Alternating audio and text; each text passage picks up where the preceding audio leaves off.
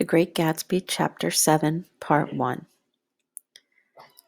It was when curiosity about Gatsby was at its highest that the lights in his house failed to go on one Saturday night, and as obscurely as it had begun, his career as Trimalchio was over. Only gradually did I become aware that the automobiles which turned expectantly into his drive stayed for just a minute and then drove sulkily away.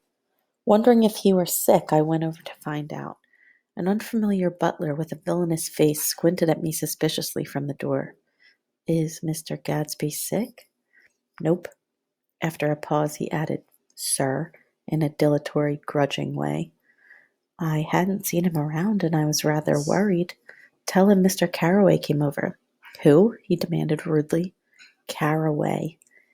"Carroway. All right, I'll tell him." Abruptly, he slammed the door. My Finn informed me that Gadsby had dismissed every servant in his house a week ago and replaced them with half a dozen others, who never went into West Egg Village to be bribed by the tradesmen, but ordered moderate supplies over the telephone. The grocery boy reported that the kitchen looked like a pigsty, and the general opinion in the village was that the new people weren't servants at all. Next day Gadsby called me on the phone. "Going away?" I inquired. "No, old sport." "I hear you fired all your servants?" "I wanted somebody who wouldn't gossip. Daisy comes over quite often in the afternoons." So the whole caravansary had fallen in like a card house at the disapproval in her eyes. "They're just some people Wolfsheim wanted to do something for. They're all brothers and sisters. They used to run a small hotel." "I see." He was calling up at Daisy's request. Would I come to lunch at her house tomorrow? Miss Baker would be there. Half an hour later, Daisy herself telephoned and seemed relieved to find that I was coming. Something was up, and yet I couldn't believe that they would choose this occasion for a scene, especially for the rather harrowing scene that Gadsby had outlined in the garden. The next day was broiling, almost the last, certainly the warmest of the summer. As my train emerged from the tunnel into sunlight, only the hot whistles of the National Biscuit Company broke the simmering hush at noon. The straw seats of the car hovered on the edge of combustion. The woman next to me perspired delicately for a while into her white shirtwaist, and then, as her newspaper dampened under her fingers, lapsed despairingly into deep heat with a desolate cry. Her pocketbook slapped to the floor. "Oh my!" she gasped. I picked it up with a weary bend and handed it back to her, holding it at arm's length and by the extreme tip of the corners to indicate that I had no designs upon it. But everyone nearby, including the woman, suspected me just the same. "Hot," said the conductor to familiar faces. "Some weather. Hot, hot, hot. Is it hot enough for you? Is it hot? Is it—" My commutation ticket came back to me with a dark stain from his hand. That anyone should care in this heat whose flushed lips he kissed, whose head made damp the pajama pocket over his heart. Through the hall of the Buchanan house blew a faint wind, carrying the sound of the telephone bell out to Gadsby and me as we waited at the door. "The master's body," roared the butler into the mouthpiece. "I'm sorry, madam, but we can't furnish it. It's far too hot to touch this noon." What he really said was, "Yes, yes, I'll see." He set down the receiver and came toward us, glistening slightly, to take our stiff straw hats. "Madame expects you in the salon," he cried, needlessly indicating the direction.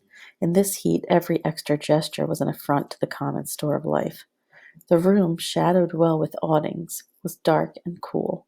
Daisy and Jordan lay upon an enormous couch, like silver idols, weighing down their own white dresses against the singing breeze of the fans. "We can't move," they said together. Jordan's fingers, powdered white over their tan, rested for a moment in mine. "And Mr. Thomas Buchanan, the athlete?" I inquired. Simultaneously I heard his voice, gruff, muffled, husky, at the hall telephone. Gadsby stood in the center of the crimson carpet and gazed around with fascinated eyes. Daisy watched him and laughed, her sweet, exciting laugh. A tiny gust of powder rose from her bosom into the air. "The rumor is," whispered Jordan, "that that's Tom's girl on the telephone." We were silent. The voice in the hall rose high with annoyance. "Very well, then, I won't sell you the car at all. I'm under no obligation to you at all. And as for you bothering me about it at lunchtime, I won't stand that at all." Holding down the receiver, said Daisy cynically. "No, he's not," I assured her. "It's a bona fide deal. I happen to know about it." Tom flung open the door, blocked out its space for a moment with his thick body, and hurried into the room. Mr. Gatsby, he put out his broad, flat hand with well-concealed dislike. I'm glad to see you, sir. Nick? Make us a cold drink, cried Daisy. As he left the room again, she got up and went over to Gatsby and pulled his face down, kissing him on the mouth. You know I love you, she murmured. You forget there's a lady present, said Jordan. Daisy looked around doubtfully. You kissed Nick, too. What a low, vulgar girl. I don't care, cried Daisy, and began to clog on the brick fireplace. Then she remembered the heat and sat down guiltily on the couch, just as a freshly laundered nurse leading a little girl came into the room. Blessed precious, she crooned, holding out her arms. Come to your own mother that loves you. The child, relinquished by the nurse, rushed across the room and rooted shyly into her mother's dress. The blessed precious! Did mother get powder on your old yellowy hair?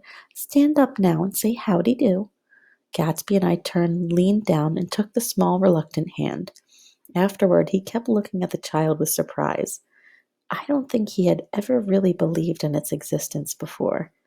I got dressed before luncheon, said the child, turning eagerly to Daisy.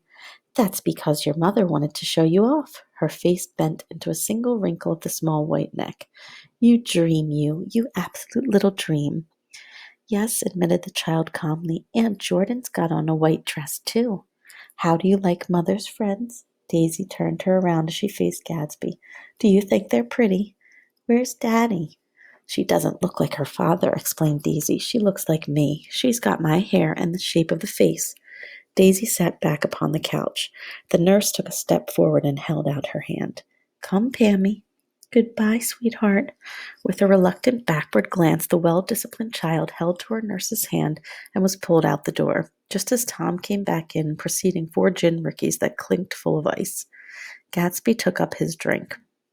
They certainly look cool, he said with visible tension. We drank in long, greedy swallows. I read somewhere the sun's getting hotter every year, said Tom genially. Seems that pretty soon the Earth's going to fall into the sun, or...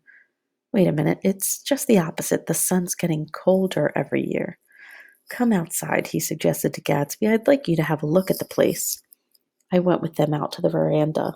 On the green sound, stagnant in the heat, one small sail crawled slowly toward the fresher sea. Gatsby's eyes followed it momentarily. He raised his hand and pointed across the bay. I'm right across from you. So you are. Our eyes lifted over the rosebeds in the hot lawn and the weedy refuge of the dog days along shore. Slowly the white wings of the boat moved against the blue, cool limit of the sky. Ahead lay the scalloped ocean and the abounding blessed isles. There's a sport for you, said Tom, nodding. I'd like to be out there with him for about an hour. We had luncheon in the dining room, darkened too against the heat, and drank down nervous gaiety with the cold ale. What do we do with ourselves this afternoon? Cried Daisy. And the day after that, and the next 30 years. Don't be morbid, Jordan said. Life starts all over again when it gets crisp in the fall. But it's so hot, insisted Daisy, on the verge of tears.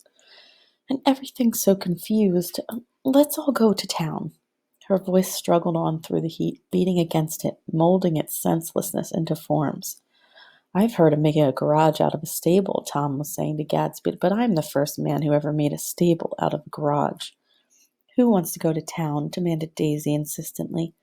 Gadsby's eyes floated toward her. Ah, she cried, you look so cool. Their eyes met and they stared at each other, alone in space. With an effort, she glanced down at the table. You always look so cool, she repeated. She had told him that she loved him, and Tom Buchanan saw. He was astounded. His mouth opened a little, and he looked at Gatsby and then back at Daisy as if he had just recognized her as someone he knew a long time ago. You resemble the advertisement of the man, she went on innocently. You know, the advertisement of the man. All right, broke in Tom quickly. I'm perfectly willing to go to town. Come on, we'll all go to town. He got up, his eyes still flashing between Gatsby and his wife. No one moved. Come on, his temper cracked a little. What's the matter anyhow? If we're going to town, let's start. His hand, trembling with his effort at self-control, bore to his lips the last of his glass of ale. Daisy's voice got to us to our feet and out onto the blazing gravel drive. "Are we just going to go?" she objected. "Like this? Aren't we going to let anyone smoke a cigarette first? Everybody smoked all through lunch." "Oh, let's have fun," she begged him. "It's too hot to fuss." He didn't answer. "Have it your way," she said. "Come on, Jordan." They went upstairs to get ready while we three men stood there shuffling the hot pebbles with our feet. A silver curve of the moon hovered already in the western sky. Gadsby started to speak, changed his mind, but not before Tom wheeled and faced him expectantly. "Have you got your stables here?" asked Gadsby with an effort. "About a quarter of a mile down the road." "Oh." A pause. "I don't see the idea of going to town," broke out Tom savagely. "Women get these notions in their heads." "Shall we take anything to drink?" called Daisy from an upper window.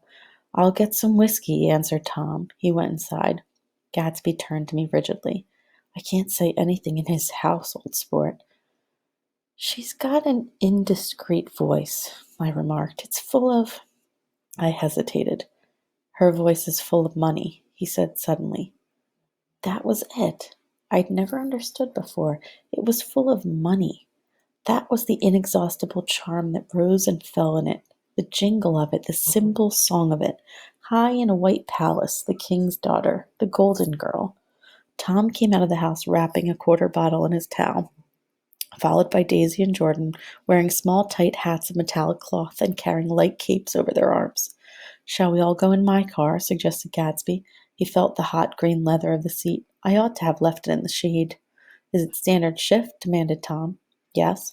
"Well, you take my coupe and let me drive your car to town." The suggestion was distasteful to Gadsby.